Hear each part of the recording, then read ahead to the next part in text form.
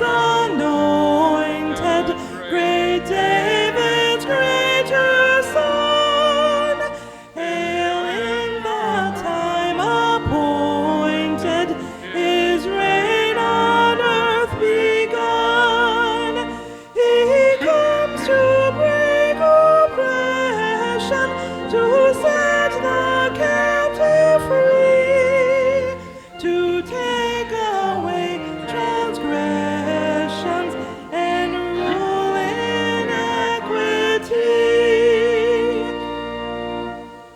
He comes with succor speedy to those who suffer wrong, to help the poor and needy, and bid the weak be strong, to give them songs for sighing, their darkness turn to light, whose souls condemned and dying are precious in his sight.